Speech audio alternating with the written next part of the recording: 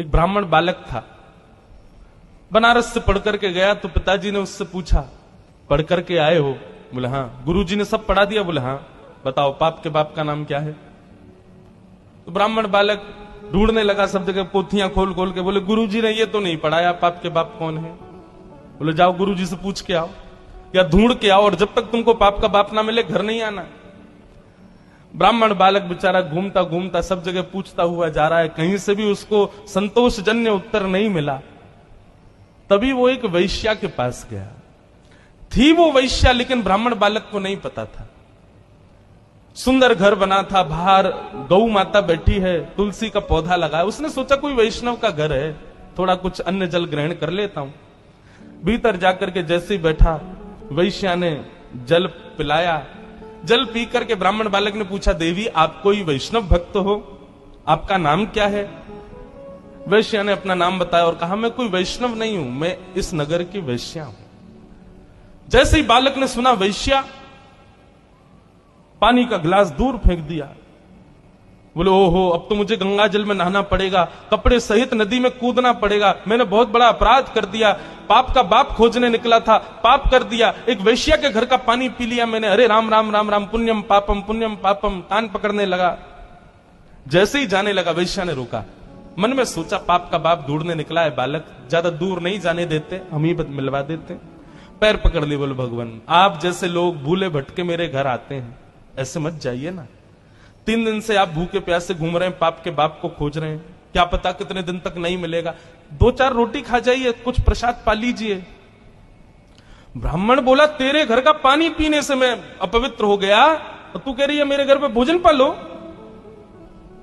महाराज आपको दक्षिणा में 5 सोने की मोहर दे दूंगी मैं, अगर आप मेरे यहां का प्रसाद पाओगे तो। बालक ने मन में विचार किया, है तो वैश्या, पाप तो हो ही गया है, जनेऊ तो बदलना ही है, नदी में स्नान तो करना ही है, प्रायश्चित्त तो करना ही है, तो फिर एक संग ही कर लेंगे। अब 3-4 दिन तक बाहर घूमेंगे, कुछ तो चाहिए, दक्षिणा मिल ही जाएगी। अच्छा ठीक है, लेकिन हम अपने आप बना के पाएंगे भोजन, तुम्हारे हाथ का नहीं पाएंगे। वैश्या बोली, जो आज्ञा आप पाओ। रोटी बनाने के लिए बैठे तो वैश्या बोली, मेरे घर पर आप आए और आप अपने हाथ से रोटी बना रहे हो, मुझसे देखा नहीं जा रहा है, मैं 5 की जगह 7 सोने की मोहर दे दूंगी, रोटी मुझे बनाने दो। हाथ धो करके बालक उठ गया, बोले लो बनाओ। वैश्या ने रोटी आदि बना करके थाली में रख करके सन्मुख पधरा दिया। बालक जैसे ही पाने के लिए बैठा, वैश्या ने हाथ पकड़ लिया, बोले मेरा मन होता है मैं अपने हाथ से आपको खिला दूं। बालक बोला, भाग जाऊंगा हमसे, तुम्हारे हाथ का पाऊंगा मैं, तुम्हारे हाथ से खाऊंगा। 15 सोने की मोहर दे दूंगी मैं दक्षिणा। बालक ने मुंह खोल लिया, लो खिलाओ। वैश्या ने कवल तो नीचे रखा और कहा, महाराज अपने पिताजी को जाकर के कह दीजिएगा, पाप के बाप का नाम है लोभ। बताइए, आप मेरे घर का जल पीना पसंद करते हैं? कभी नहीं। आपको पता चल गया कि मैं वैश्या हूं, उसके बाद मेरे घर का भोजन पाना चाहिए था? नहीं पाना चाहिए था। मेरे हाथ की बनी रोटी खानी चाहिए थी? नहीं खानी चाहिए थी। मेरे हाथ से आपको खाना चाहिए था? नहीं। ये सब आपने क्यों किया? बोले तुम्हारी श्रद्धा। बोले श्रद्धा नहीं, झूठ मत बोलिए, सब दक्षिणा। महाराज पाप के बाप का नाम है लोभ। लोभ किसे कहते हैं? जितना प्राप्त हो उससे अति की कामना, इसको लोभ कहते हैं। पिताजी से जाकर के कह देना, पाप के बाप का नाम लोभ है।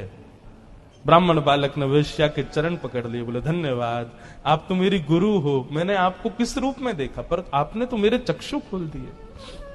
इसलिए भैया जीवन में पाप से बचना है, लोभ से बचो।